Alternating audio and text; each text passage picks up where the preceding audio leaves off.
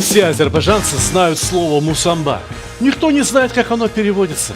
Дело в том, что это слово пришло в азербайджанский язык то ли из персидского, то ли из арабского языка.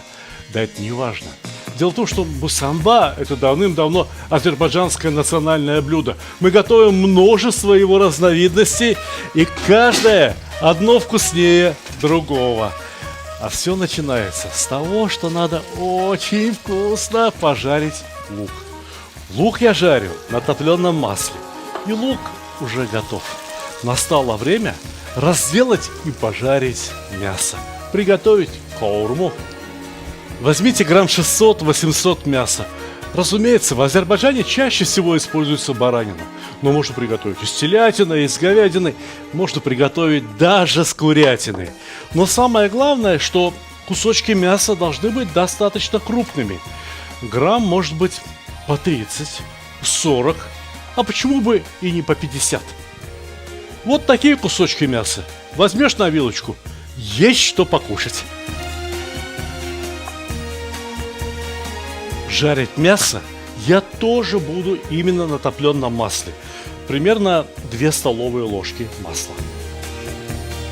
Количество мяса необходимо брать сообразное посуде, либо посуду подбирать под количество мяса. Дело в том, что кусочки мяса должны улечься в сковородку, либо в сотейник, либо в неглубокую кастрюлю в один слой.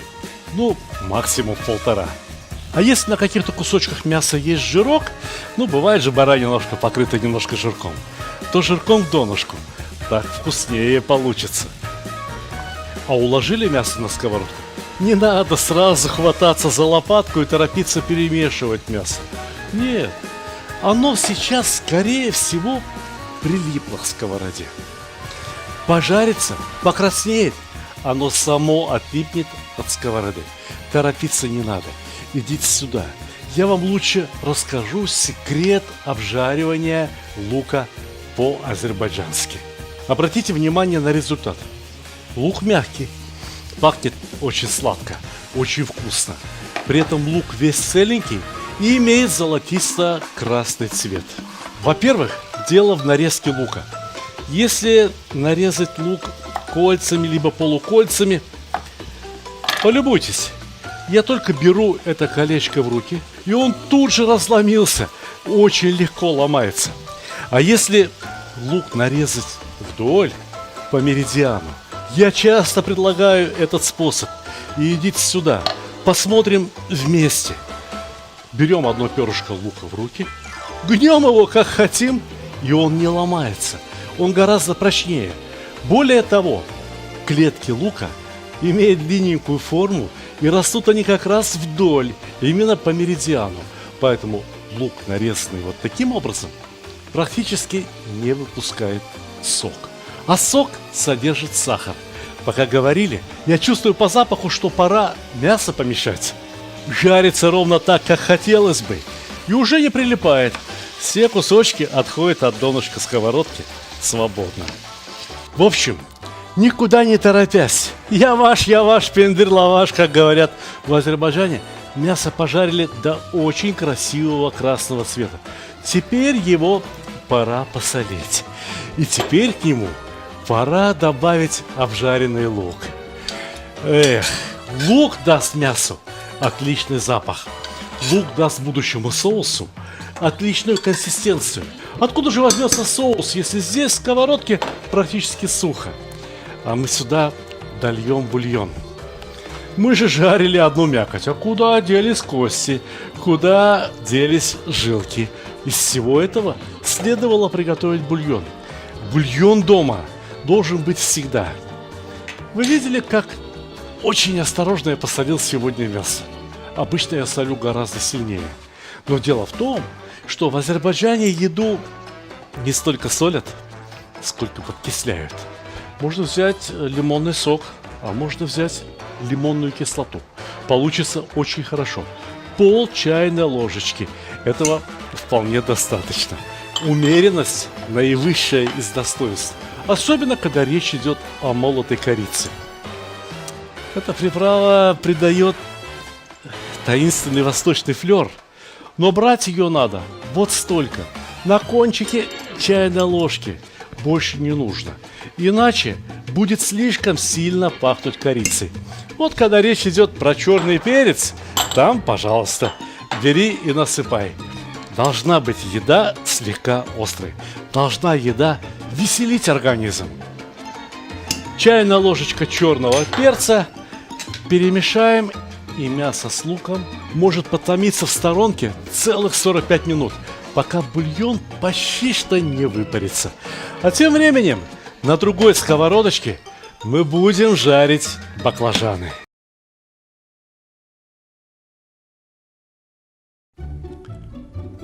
Самый лучший подарок – тот, который приносит радость и удовольствие, особенно если речь идет о мужских удовольствиях.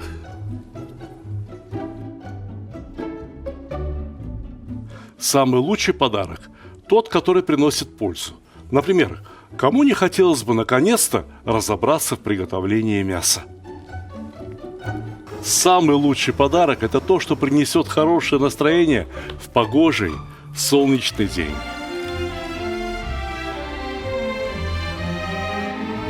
Самый лучший подарок – тот, что способен научить чему-то полезному и вкусному, ведь казан на кухне, как рояль в оркестре. Самый лучший подарок – это расширение кругозора. А вы думали, что плов – это блюдо с единственно верным рецептом? А не пора ли покорить все вершины великого блюда? Самый лучший подарок – тот, что может сделать человека счастливым. Ничто не укрепляет семью так, как вкусное и доброе застолье. Отличный подарок – это книга с новыми рецептами из хорошо знакомых продуктов, к тому же приглашающая в очень вкусное путешествие в мир Востока. Самый лучший подарок, когда все самые любимые и популярные рецепты собраны в одном месте, где текст превращается в видео, а картинки оживают. Полюбуйтесь, какой красавчик. Самый лучший, самый ценный подарок – это дружба между братскими народами. Теперь вы совершенно точно можете сказать, что с татарами вы уже давно пуд соли съели. Моя самая новая и самая любимая книга рассказывает о земле и раскрывает всю душу татар. Эти книги теперь можно купить любым удобным для вас способом. С автографом в моем личном интернет-магазине, либо с быстрой доставкой через Озон, либо с большими скидками и кэшбэком в мегамаркете. Ссылки в описании к ролику, а также в верхнем комментарии. Эх, вот раньше были баклажаны. Их надо было солить, оставлять, выжимать из них довольно горький сок, иногда даже промывать. И только после этого можно было готовить баклажаны. Запах у тех баклажанов, вкус был очень-очень сильный. Теперь тех сортов нету. Теперь бери баклажан, почисти его аккуратненько овощечисткой, порежь кубиками, и проблем нету. Начинай обжаривать. Мясо видели, какими кубиками было нарезано? Оно ужарилось и стало поменьше. Баклажаны тоже ужарятся, но не настолько. Поэтому баклажаны режем кубиками граммов по 20, по 30. А хотите, скажу секрет вкусных баклажанов? Баклажан, он как губка, впитывает в себя все, что ему покажешь. Поэтому, когда жаришь баклажан, масло надо выбрать очень вкусное. Хорошим маслом залили донышко сковородки. Пока что этого достаточно. Разогрейте масло как следует. И жарим баклажаны. Немножко посолить не забудьте. Сковородку перегружать не надо. Хотите пожарить больше баклажанов? Значит, придется жарить 2 партии. Баклажаны готовы. И мясо хорошо потушилось. Осталось мелко порезать зелень. Хотите петрушку, хотите кинзу. И еще надо измельчить чеснок. Осталось только все соединить. Мясо, упарившийся соус, зелень, которая понадобится для того, чтобы придать вкус баклажанам. Но не вся зелень, а часть. часть зелени пойдет на украшение. И самое главное украшение любого азербайджанского блюда, ну почти любого, это шафран. Знаете, меня часто спрашивают, чем же заменить шафран? Если у вас нет шафрана, или вы почему-то не любите шафран, ничего страшного, ничего не кладите, ничего не заливайте.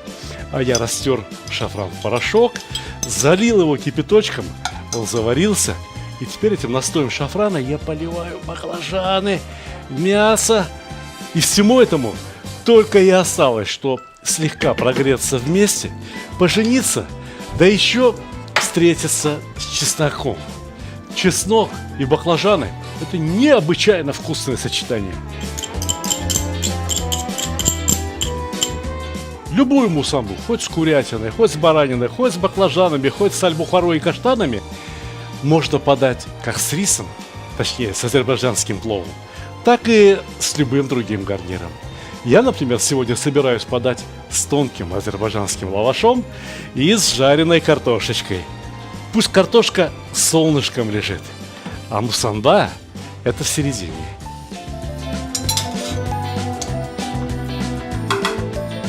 Соус такой ароматный, такой аппетитный.